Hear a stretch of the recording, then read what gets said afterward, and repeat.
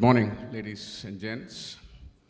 Today we are here to actually talk about a very interesting topic, which is about data centers, which is very, very close to my heart, and also sustainability along with data centers.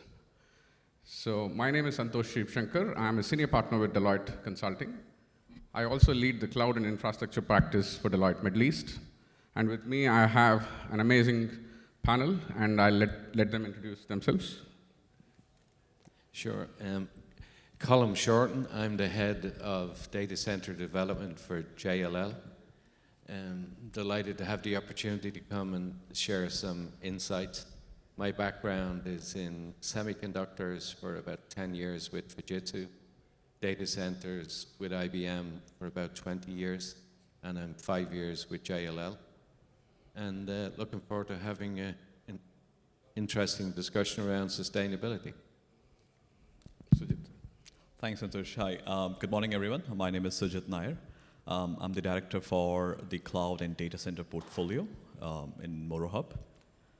My background, last decade, predominantly to the service providers, especially the local sovereign service providers, majorly serving government, semi-government enterprises. Experiences around the local market, the local demands, the dynamics around the data center market, cloud market. So I'm here to probably share whatever the insights which I can share with all you. Thank you, guys. If we look at the data center evolution, right? 15 years ago when I did one of the data center implementation for one of the ministries in UAE, we were looking at about 30 racks and about 220 kilowatts of power. But if you look at how the data centers have transformed today, we are talking about one of the biggest implementation globally, which is Stargate in partnership with local G42 providers here. And they're talking about 1 megawatt of data center footprint, which is unheard of, and thanks to AI and the related infrastructure. Now, with that said, today's conversation and discussion is more about, yes, we need to scale. Yes, we need to meet the digital footprint, the AI infrastructure needs. However, how could be more sustainable while we also take care of this growth? So that's why I have got these two gentlemen on the stage to specifically ask their stare and experience on how we could achieve the sustainability goals, specifically when it comes to UAE. So obviously, the first question to you, Colm, is based on the topic. Yes, growth is there. We are talking about megawatts and gigawatts of data centers. So how do we make the sustainability a reality? And what are the steps being currently taken in the UAE to achieve that, while we also make sure our carbon footprint and emissions are taken care of? Yeah, it's quite an all-encompassing and complex subject. So when we think of sustainability, we got to think of the whole end-to-end asset life cycle of the data center, and that usually starts before the design phase. So fundamentally, whether it's scope 1, 2, or 3, whether it's power that's generated on the site or consumed on the site, or materials. So, there's pros and cons. For obvious reasons, the Middle East, particularly UAE, Saudi, very attractive areas for renewable energy, solar energy. There's an abundance of power, albeit based on hydrocarbons. So when you're thinking about the steps that need to be taken to address sustainability in the data center, you have to look at the whole end-to-end ecosystem. Now, there's 2 or 3 initiatives that are happening here. One is we see people getting incentivized by attractive energy costs, its proximity, the ability to invest. As you alluded to, we're going from 1 megawatt data centers to 1 gigawatt campuses. And that's a paradigm shift. And when you look at it, you think about design, build, operate. From a design standpoint, that links back to materials, transportation, and we're starting to see some of that supply chain come into the Middle East. From an operational standpoint, and we'll probably go into it in more detail, you're talking about some of the key metrics that need to be looked at, whether it's PUE or CUE and WUE, whether it's carbon, water, or power, utilization, effectiveness, that's critical. And then driving efficiencies in an innovative way. And I kind of take a dual approach to it. One is you have the moonshot, where we're going to build, double-digit megawatt solar farms, or we're going to have long duration battery storage, or we're going to use the applications of AI. But probably on an operation level, we're stuck at a point when you think that, PUE is running flat at around 1.56, 1.57. We need to get that below 1.4. But I think the last one, which is probably one of the most important elements, is as we see the growth and maturity in the Middle East, we're starting to see regulation come in. And I think that's critical because you got to measure, report, and then reduce. So when you look at measuring these specific criteria in order to ensure that you have a sustainable data center, those metrics now, and they're kind of following what we would have seen the lead out of Europe in CSRD or EED, where we've seen recently through a decree, it's called number 11 carbon law, where we're starting to see more alignment with the Paris Accord, the 17 sustainability development goals. And I think that's critical because one of the key things we're lacking here is transparency. So you've got to make improvements in all those elements in order to drive sustainability across the platform. I'm glad you brought up clean or green energy as well. So in terms of actually achieving the 100% clean or green energy, at least in the future, do you think it is practically possible or implementable, at least in the near future? 100% clean energy? I suppose the quick answer is no. The only green data center is the one you don't build because it uses energy. It's a fact that, the single criteria is this, this huge appetite for power and energy. What if we take right through that value chain, the electricity that we use, these electrons that we use through the data center have come from somewhere, a power plant. Maybe if we get to SMRs in nuclear, it'll have a lower carbon footprint, but they're trade-offs. But we can make sizable improvements through technology, through managing workloads, being smarter. But we have to be a little bit more transparent. Will we get to zero?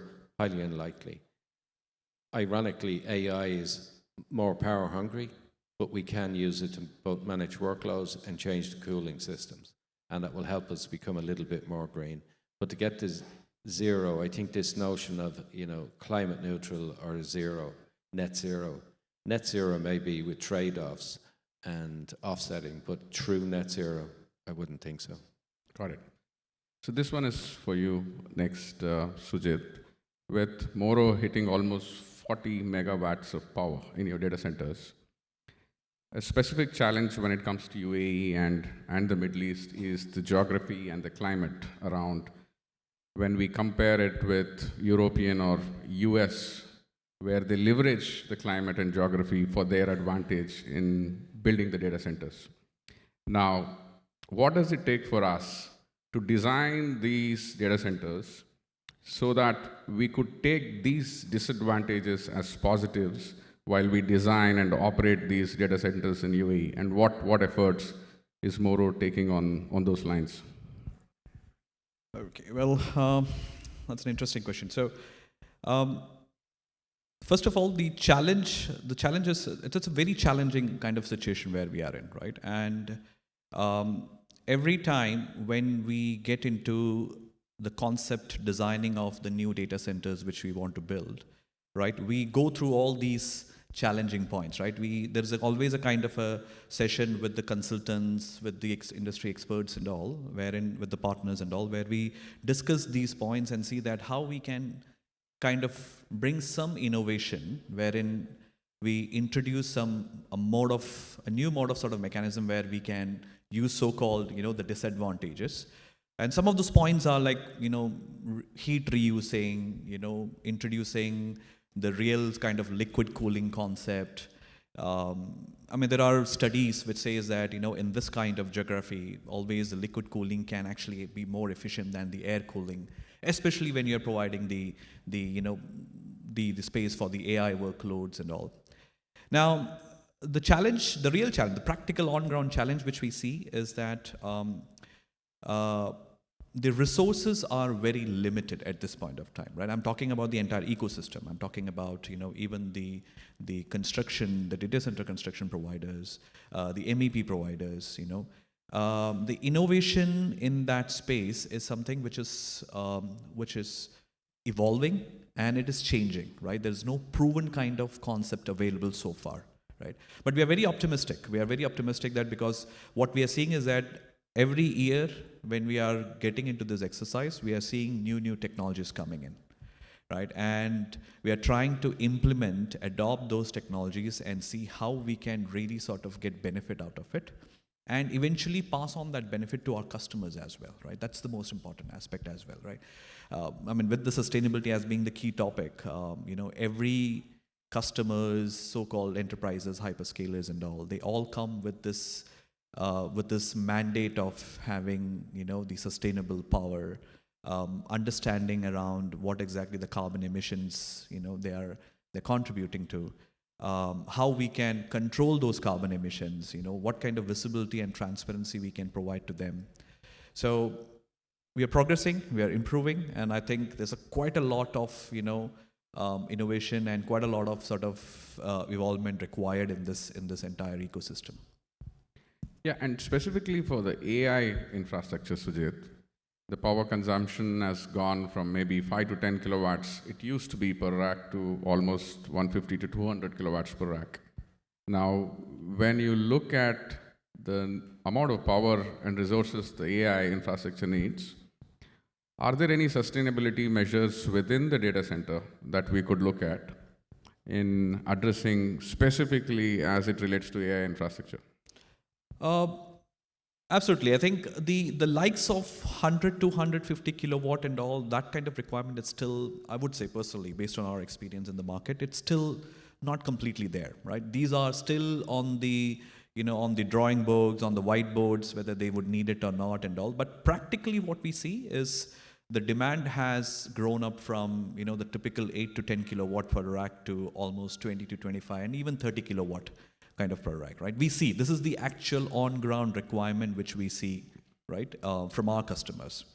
Now, the efficiency, I mean, on the kind of the real sustainable, I mean, for us, positively on the positive side, from personally, I'm talking about our data center, we are running entirely on solar power, right? So, and we have mechanisms through which we can really kind of find out what is the kind of power they're consuming really, how much they're contributing to the carbon emission. We are giving that kind of visibility and transparency to the customers, that how much carbon emissions they are actually having.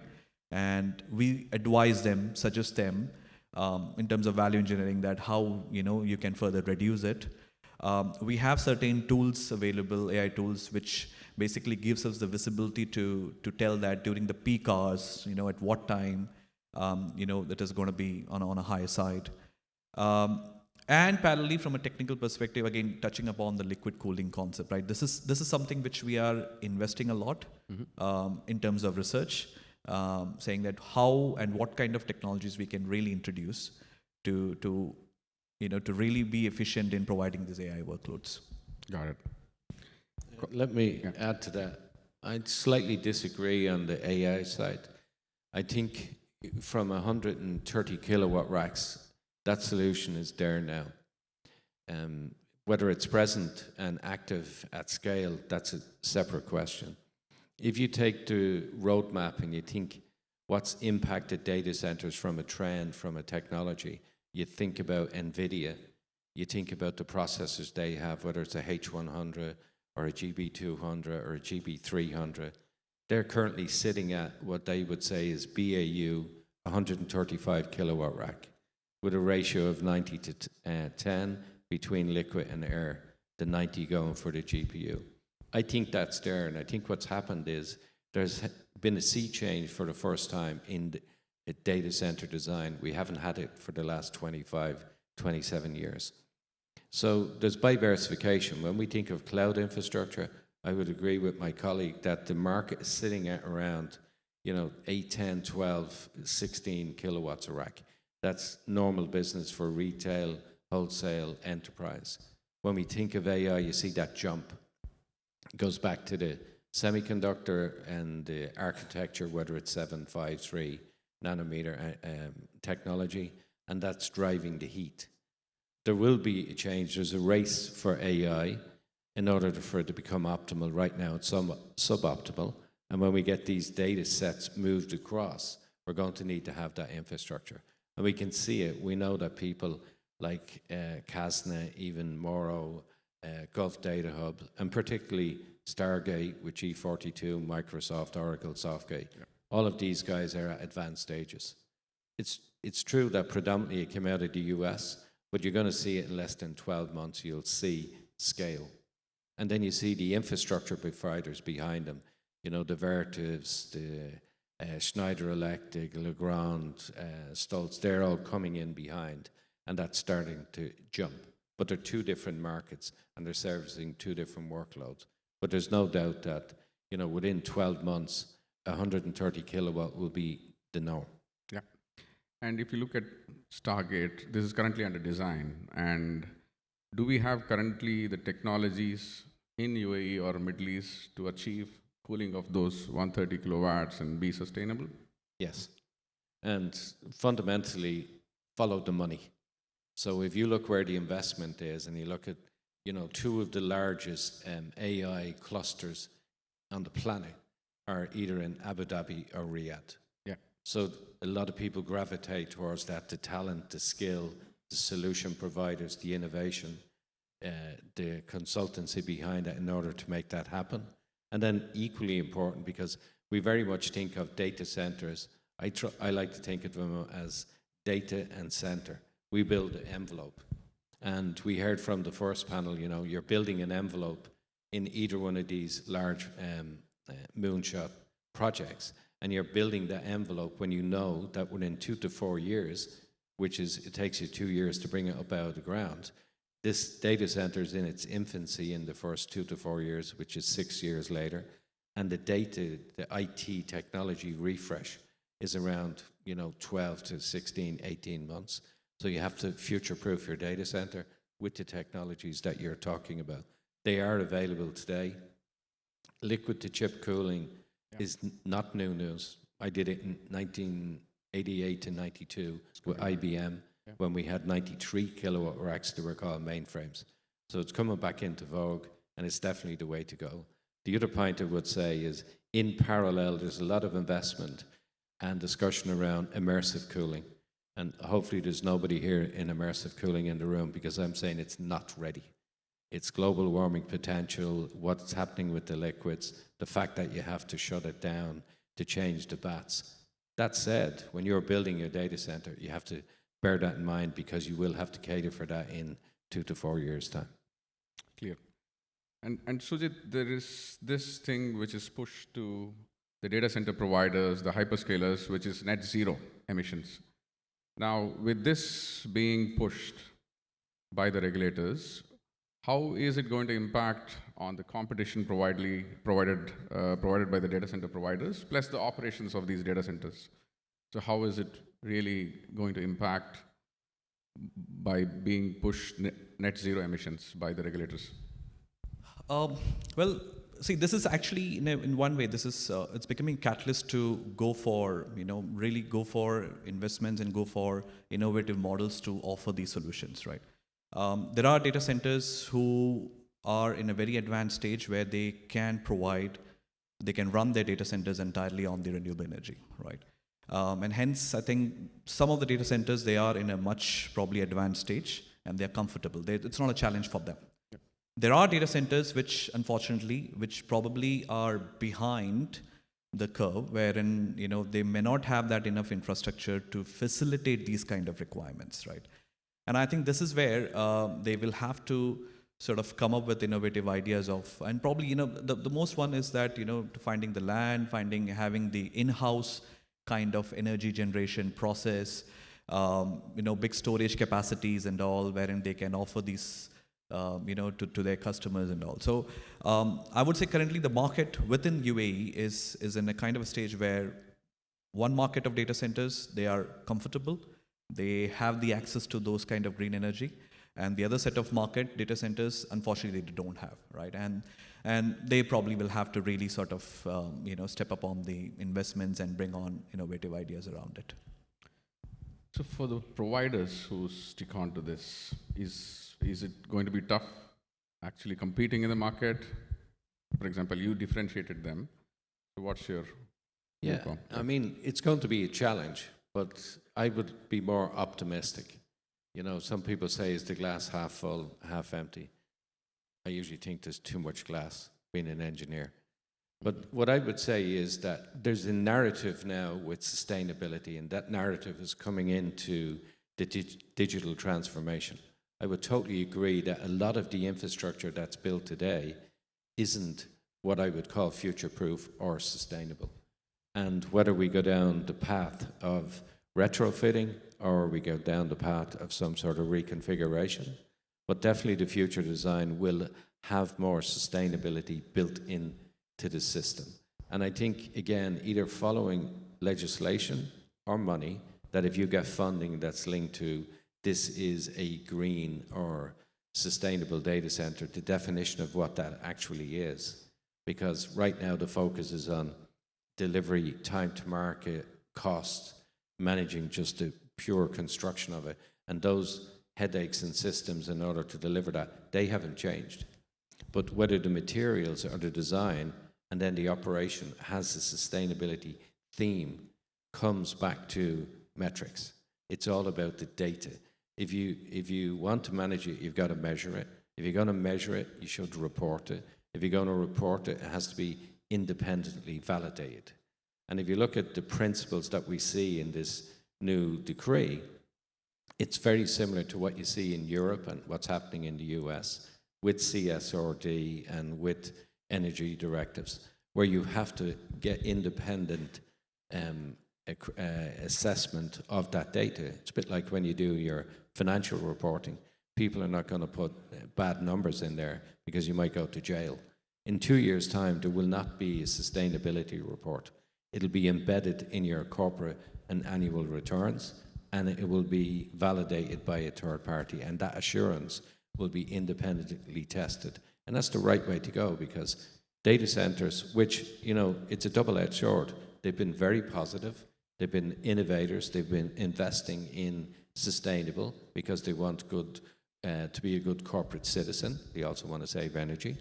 But at the same time, they have been a little bit cloak and dagger that they're not being transparent. You have to be transparent. And we're pretty sure even the numbers that we see from Uptime Institute of PUE of 1.57, that number is probably closer to 2.5 if we all measured the same way. So we have to step up to the plate and follow, you know, data-driven decision-making and data-driven metrics. Clear. So one question to both of you, Com and Sujit, is the way GCC and UAE is perceived is reliance on fossil fuels and all of that in switching on, powering on data centers. If there are some bold steps that need to be taken for us to be a global leader in sustainability, what do you recommend these bold steps should be, and what are those bold step ideas that you believe that must be undertaken? Okay, that's a little brainstorming one, but let me put it this way. I think probably one of the steps possibly can be,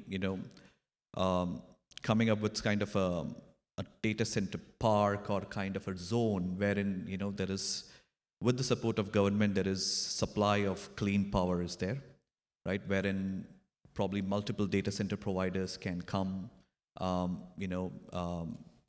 which attracts the foreign investments and come and invest and build big data centers. But obviously, as there has to be a kind of a very strong support from the government in introducing such a concept of zone with the supply of clean power. This is possibly one. I think second is again, introducing a technology hub, right? Wherein, again, probably UAE as a country investing from a technology perspective, right?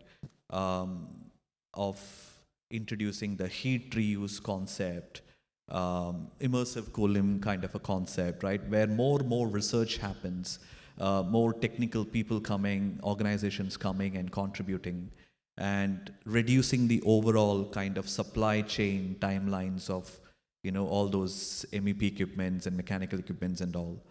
I think a combination of these, right? If these such kind of initiatives can be introduced, I think, yeah, you know, UAE as a country definitely will be on a much faster track of achieving this sustainable and 100% sustainable data centers. Yeah, I would add to that. I think the key is energy. So you got to focus on energy, because you know you won't build a data center unless you find power. And obviously in the Middle East, power is generated by hydrocarbons. Yeah.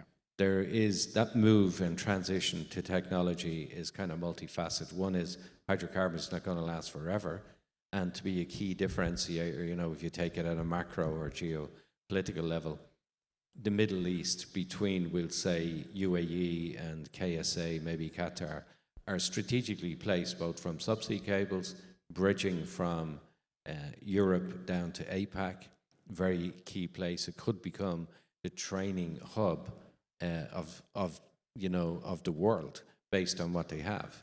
However, if you think of energy is critical. In order to get economic security, you need energy security. So the cycle is energy security, economic security, sustainable or climate security. So I think more investment in true energy sources, and we start to see it now, albeit at somewhat of an embryonic level. I would say watch this space. We talk about nuclear energy. We look at the carbon footprint of the grid in France versus the carbon footprint of the grid in Ireland, where it's either coal or gas. When you look at that and you think about how long is it going to take, we should be investing in green technologies, whether it's fission or whether it's fusion. SMRs are going to have to come soon. We see people like Casna who are investing in Kenya and they're following geothermal. We know that battery storage is critical. And when I'm talking about battery storage, I'm talking about long duration, because if you get a battery that can store for 8 to 10, 12 hours, then you can build a generator-less data center. So those investments in those technologies, and I'm not talking about lithium batteries. You know, if we get a large battery bank from lithium, we're going to have to dig a big hole somewhere in Venezuela, and that's not the answer. So investing in them technologies, people used to say, it's never going to happen, it's going to take 10 years. I would use the analogy, think about when we had COVID. Typically, the FDA approves a drug, it takes 7.5 to 8 years. It took 7 months. If we run out of energy, and if we're going to, like you alluded to, gigawatt campuses, Yeah. and if we look at what the hyperscalers are saying, we need five gigawatt campuses. If I have a 5 gigawatt campus, I need to build 2 power plants. Yeah.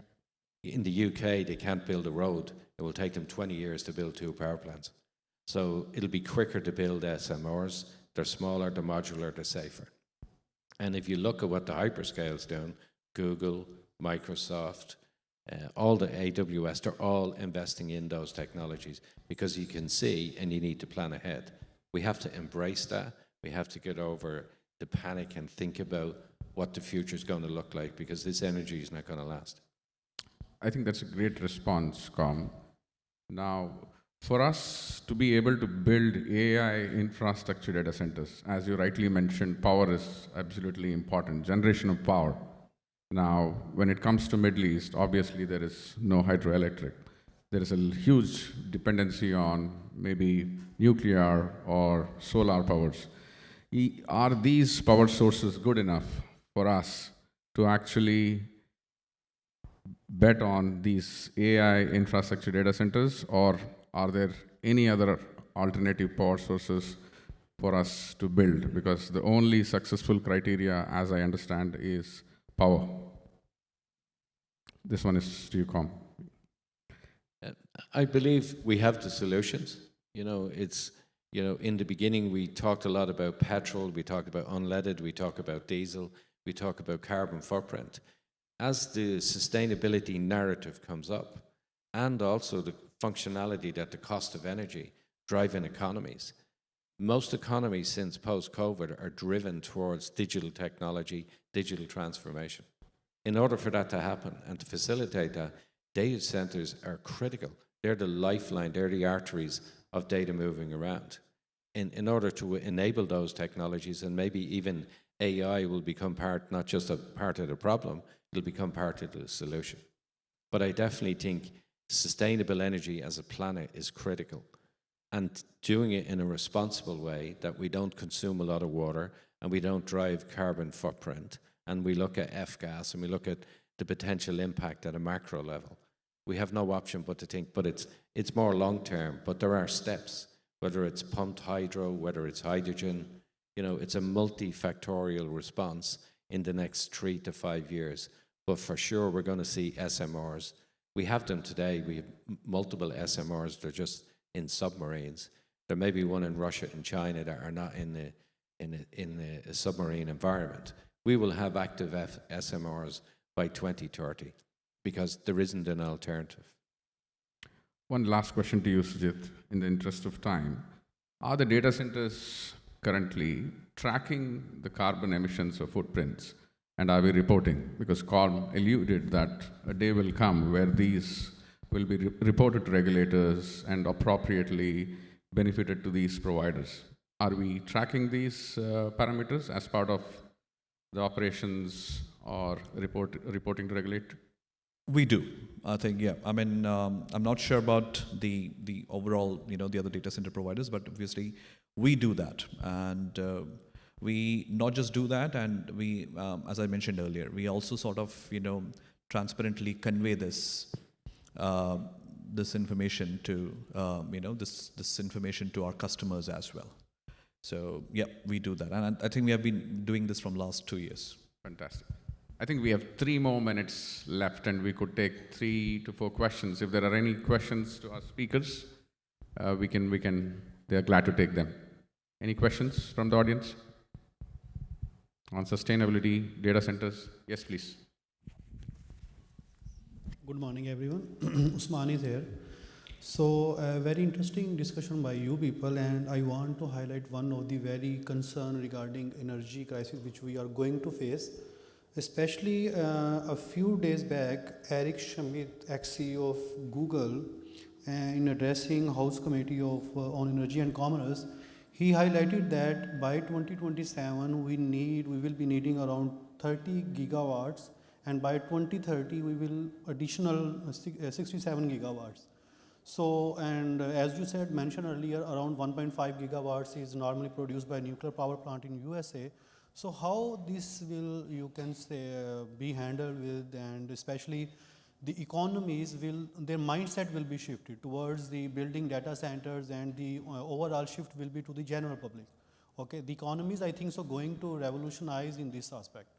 So how we can overcome this particular situation, and are there any alternative solutions other than the power plants and nuclear power plants and solar, etc.? Yeah. Yeah, I think it's a fair point that was raised. When Google spoke about that and spoke about the need to have multiple double-digit gigawatts, in essence, they're talking fundamentally about the AI load. The concept of building AI training data centers or large gigawatt plants is you bring the data center to the power. And we see that here. That's why people are bringing gigawatt investment in campuses to the Middle East, because there is power. Is that power green? Maybe not entirely, but maybe gas is better than coal or better than oil. The big challenge is going to be when you train those data sets and you migrate those data sets over to inference or into the cloud regions. That has a completely different strategy. And in that strategy, you bring the power to the data center. So I think what you're going to see, and you'll probably see, right now we have 7 training data centers in the US, and they're all fundamentally around Texas. And even now, transferring that data is actually done on the back of a truck, a 16-wheeler, to bring the servers over, because the fiber network's not there. We will see the Nordics, for example, Sweden, Finland is a very attractive place to be because they have free cooling. they have geothermal, and they have hydro at abundance. But there is going to be those kind of shifts. There will be no option, and that's why I brought up the concept of either nuclear, pumped hydro. We see it in Spain and Portugal. There's a lot of investment in pumped hydro.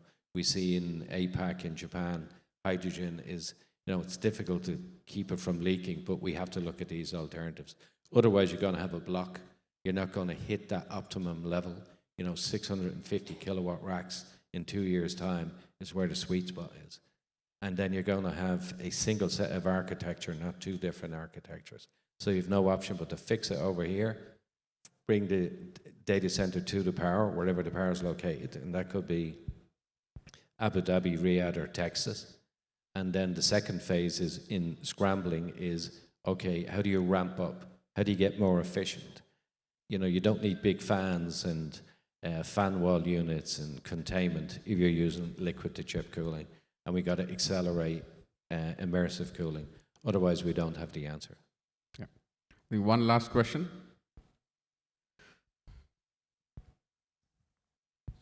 Morning, everyone.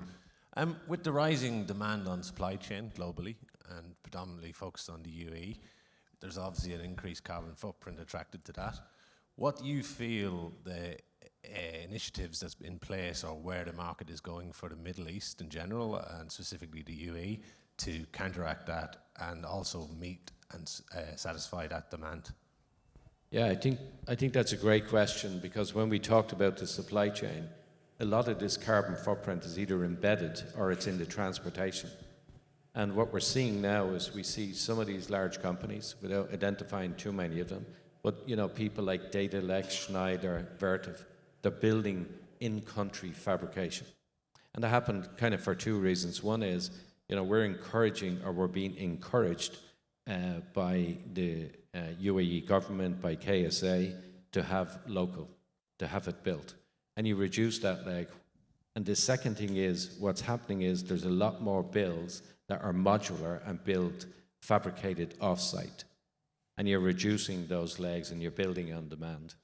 But it's difficult to fight against these shipping lanes or distribution hubs unless you build them in country. And you'll start to see them come up. And it makes more sense. It's more economically viable to have the local supply chain as opposed to building everything either in Eastern Europe or China and shipping it into the Middle East. That just doesn't make sense, and it's not sustainable. I think we are good with the time, so thank you, ladies and gents, and I appreciate. Thanks to the speakers as well. Thank you all.